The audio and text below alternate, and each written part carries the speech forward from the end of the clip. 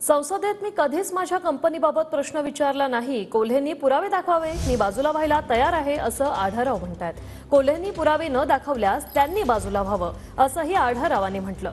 संसदेत स्वतःच्या कंपनीच्या फायद्यासाठी प्रश्न विचारतात असा आरोप अमोल कोल्हेंनी आढळराव पाटलांवर केला होता। त्यावर आढळरावांनी हे उत्तर दिले। प्रश्न बघितले आणि 60-70 प्रश्न फक्त संरक्षण खात्यावरचे प्रश्न।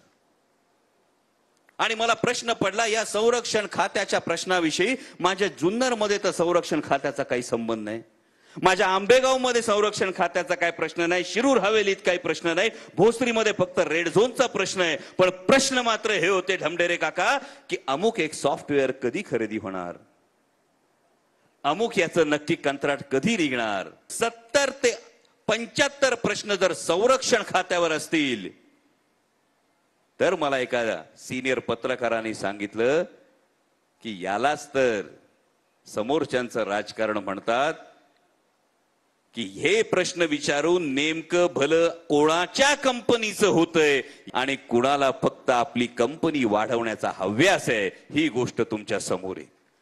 माझ्या कंपनीच्या माझ्या व्यवसायाच्या संदर्भातला एकही प्रश्न विचारला नाही। माझं तेवढं प्रामाणिकपणा जनतेला माहिती आहे। तुम्ही दाखवा सॉफ्टवेअरच्या माझं सॉफ्टवेअरचं माझी कंपनी सॉफ्टवेअरची नाहीच आहे, मग सॉफ्टवेअरचा उल्लेख का करता तुम्ही? माझी कंपनी हार्डवेअरची कंपनी आहे, मग मी कशाला सॉफ्टवेअरच्या संदर्भातले प्रश्न विचारेल? हार्डवेअरच्या संदर्भामध्ये किंवा माझा वेगळा विषय आहे। मग मला सांगा तुम्ही पुरावे दाखवा, मी आज बाजूला व्हायला तयार आहे। आणि नाही झाले तर तुम्ही पुरावे दाखवू शकले नाही तर बाजूला व्हा रिंगणातून आणि लोकांची माफी मागा।